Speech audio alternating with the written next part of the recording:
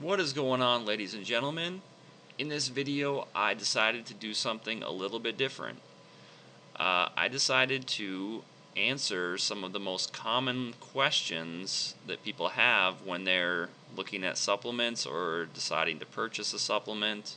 And I really just wanted to give you the honest truth about some of the most popular supplements and give you a little better idea when you go into a store about what you're buying and make you feel a little more equipped to make the right decisions, the right choices, and not waste your money. So just quickly, I wanted to kind of give a little background about myself. If you're wondering, like, why should I even listen to this guy? Like, there's a million other people out there that talk about supplements and all these different opinions here and there. Why does this guy know anything that no one else does? Well, I'm not saying that I know everything about supplements or anything like that, but I did work for a supplement company for about 5 years, and I learned quite a bit in that time. When I first started working, I felt a little out of place. I mean, there would be customers that would ask me about supplements that I had never even heard of before. Kind of makes you feel like, you're not really belonging in this area. So I kind of made it a personal goal of mine every single day when a customer would ask for something that I hadn't heard of before or knew very little about. Once I finished up with that customer and I had some free time, I would start doing my research on that product, on that supplement. And I went very deep in this research. I mean, I wanted to know the history of the supplement, the sources of the supplement, why people use it, how long has it been used in society. Pretty much anything you could think of, I was looking it up. I was just kind of taking in everything I could on that one thing for that day. So the next time a customer would come up and ask me about that particular supplement, I wanted to feel like I was an expert. I wanted to be the one that could teach and could direct them to the best possible solution for what they had going on. I am just naturally that type of person that loves to learn, and this field in particular is something that I'm very passionate about, and it's something that I take a lot of pride in. And even as a salesman, I didn't want to be that type of person that was just trying to get more sales. Like, I truly, genuinely wanted the customer to feel like, I'm being honest with them and helping them get something that is going to be of value and something that can really help them. So for me, I wanted to do the best possible research I could and not just try to find out whatever articles say that this is awesome or that is awesome. Like, I wanted to find out the truth about these things and the truth about how these supplements are made and what ingredients are in them. If they can be effective or not in their, powder or pill form to begin with. All this kind of stuff I would look through, I would search, and I had to use a lot of discernment in a lot of the different, things I would read. But, over time, you get kind of a good idea of all these different pieces you've been putting together, and you can be a little bit more discerning when it comes to the truth in supplements. And on top of that, I have also worked as a quality assurance specialist in a manufacturing plant that makes supplements. I've been in the rooms where these supplements are blended and put together into pills. I've been around that whole world. I've also worked in what they called a stability program, where I sent many different types of supplements out to numerous different labs around the country for testing in respects to the assays, micros, and heavy metals. And then I would get the results back, and I would basically enter them into a database And from there, with those results, we were able to place a best buy date or an expiration date. Or if the results came back as something not up to par, then that particular supplement would have to go through a process of a reformulation. So we could have something with a good shelf life and, something that's going to be acceptable. But enough about me. Let's get into some of these questions. So one of the first questions that I have here: what's the best protein to keep and gain muscle when you're older? This is actually a great question, because a lot of people are out there looking for these anti-aging miracles, it seems like, when in reality the best anti-aging strategy is to retain your muscle mass, or even gain muscle mass. So the very first thing to consider here is, do you have any allergies, or do you have any problems with certain foods as far as digestion goes? Because your number one priority with a protein powder is absorption and digestion. If you're taking anything that is going to cause distress in your gut, then you're probably not getting any of the nutrients from it. You're probably just making things worse. So first of all, look at the source of the protein, and if it's something that you can't handle, obviously that's something that's not going to be an option for you. Now, if you can pretty much tolerate any type of food, then your best bet is going to be a whey and casein combination. That's probably what I would say is the top protein powder. For one, it has very high levels of the amino acid leucine, which is one of the branch chain amino acids. It's the amino that is going to give you the best protein synthesis. So when you're looking at labels of a protein powder, you want to make sure you're getting enough leucine as far as gaining muscle is concerned. Now, if you're someone that can't take any dairy, you could also look into getting a whey protein that is an isolate or a hydrolyzed whey. These are not going to have any dairy in them. They are very processed, so you're only getting the protein part of it. So that may be a good option. But if you'd like to stick to a plant-based protein, I would say that the pea proteins maybe give you the best amino acid profile for gaining muscle, but they just won't be as optimal as a whey and casein product would be. Always pay attention to how you feel once you've been taking this product. If it's going to be something that's always getting you bloated or really gassy, then you're probably not getting your money's worth there. You're probably not really absorbing very much of it in a good way. It's essentially just going through your digestive system. So always pay attention with whatever product you get, and make sure that your stomach, your gut is feeling normal when you take it. Now, the most important things to look for on the label are going to be the amount of protein you're getting per serving. So look at the number of grams of protein you get, and then the number of grams that a serving size is, and divide the protein by the full amount. And if it's something that is like 50% or like lower than 80%, chances are that product is not very high quality. It may just have a lot of fillers in it. Maybe it's one of those meal replacements. Obviously, those are going to have more of that 50% type of protein number. But if this is just a protein powder, you're definitely going to want something that's at least over 80%, if not 90%. Then take a look down in the other ingredients list at the bottom there. If you see them having any type of amino acids listed down there, that's a really good indicator that that protein powder has been spiked with aminos, and that is also a sign of very cheaply made protein.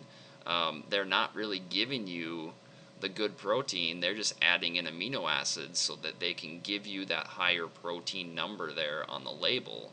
But it's very artificial that way. So look to see if they're listing mainly branched chain aminos, leucine, isoleucine, valine. You don't want to see those down there in that ingredients list. Then just check for other questionable ingredients. Things like artificial sweeteners, like sucralose. Look for food colorings, any other fillers. I mean, you're going to want something that is going to be very pure and of the best quality. You want protein. You don't want some fancy drink of fillers. I realize that flavor is extremely important to a lot of people. It is to me. You're not going to drink something if it doesn't taste very good. So, yes, you're going to want, some good flavors added to the protein powder. But you don't necessarily need all these chemicals and all these big words or natural flavors, stuff that they're not even telling you what it is. So make sure that whatever it's sweetened by is something that is clearly labeled there. If it be stevia or xylitol or some of those natural sweeteners, I mean, those seem to be pretty popular. But in reality, you may want to flavor it yourself, and you may just want to get something that's very pure and just add it to a drink that you already have, instead of messing around with whatever that particular product's flavor comes with. And the final point that I want to make here on these protein supplements is that if they are sweetened with, say, stevia or some of those other natural sweeteners, that you may want to actually add your own, say, fructose or dextrose or even just cane sugar.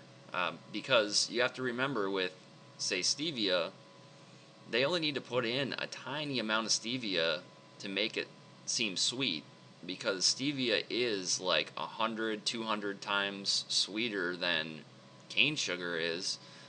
So this can cause an issue with your insulin sensitivity if you're using said natural sweetener for a long period of time. Just think about it for a second. When that stevia hits your tongue, it's very sweet. Your body is thinking, oh, we're getting sugar. We're getting a lot of glucose right now. And the body's natural response is to pump up the insulin. But then there really isn't much glucose that's actually going into your body. And that kind of makes a little bit of confusion here. So you are essentially tricking your body with that sweetener. It is far better to actually have some glucose going in when you're taking your protein powder. And not even just for the fact of that natural sweetener there, but for the fact of your insulin, because that is also a very key factor in your protein synthesis and building muscle. Insulin is very anabolic. So just take that into consideration, unless you find a protein powder that already comes with a real sugar in it, which seems to be very rare these days. But yeah, like for me, I always have a bag of dextrose that I will mix into my protein powder, and we'll use that post-workout along with the protein. And the protein that I personally love is from a company called Dimetized Nutrition. They have a hydrolyzed whey that tastes absolutely amazing, and it's very high quality. Nothing that's overly expensive, but it's the best protein powder that I have ever found, and I have probably tried at least 50 different proteins. I sold it to many customers over the years, only had really good response from people with it. I don't remember a single person coming up to me and saying, hey, that protein you sold me was disgusting, like nothing like that. So I'll put a link down in the description to that exact product, and you can give it a try if you like. Like I said, it's going to be awesome. You're going to love it. I'm totally 100% confident. So question number 2, How to choose the best CoQ10 supplement. Well, this is also something that I really got into because there is a lot of conflicting views on CoQ10 supplements and what is the best.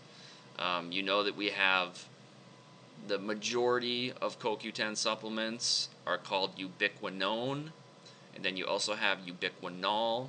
You have some products that add vitamin E to it, you have some that add vitamin K2 to them.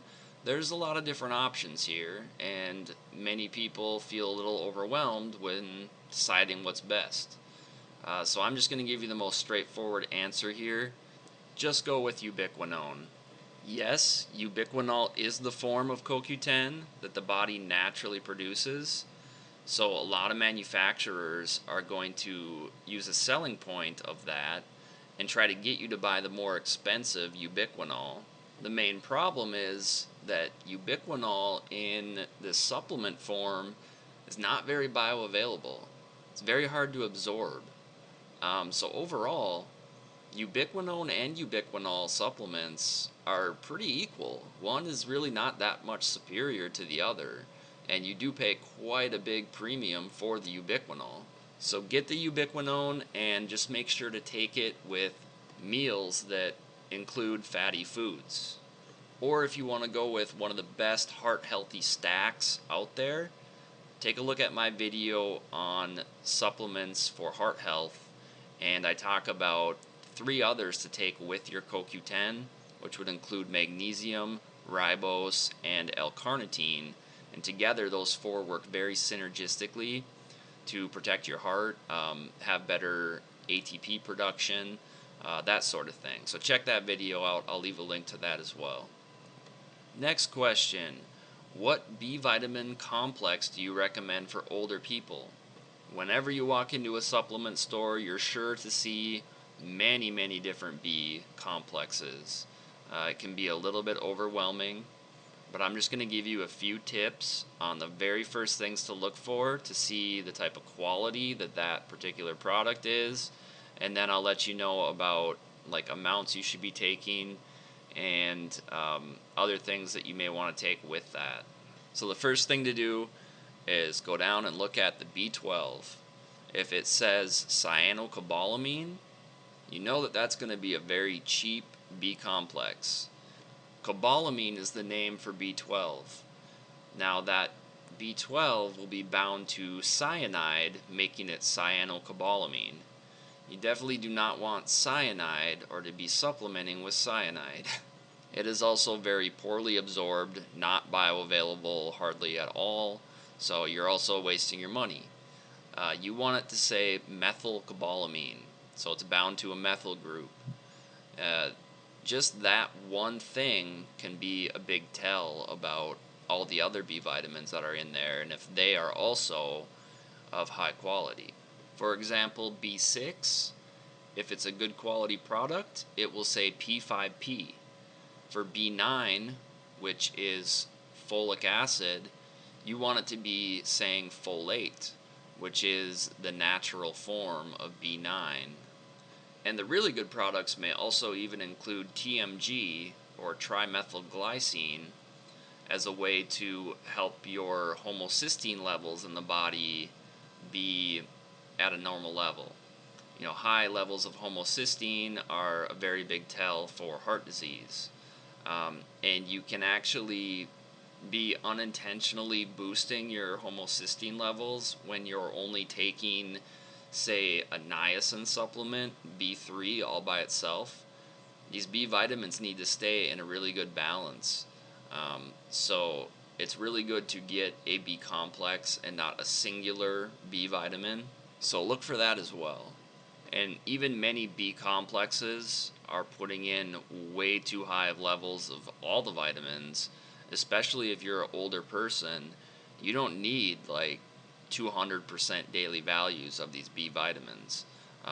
Niacin, for example, you're only going to need about 15 milligrams, and a lot of these complexes have much higher levels than that. So also be looking for the lowest dosed product of the bunch. that's going to be probably your best bet. So I think that's going to be all for this first experimental video on answering some common questions people have with popular supplements. I hope some of these helped you out, and if you have any other questions, feel free to put them in the comment section, and I will, to the best of my knowledge, answer those and maybe even make new videos on some other really big questions people have. So thank you for listening, and if you like this video, hit the like button. Please subscribe to the channel, and more videos will be on their way.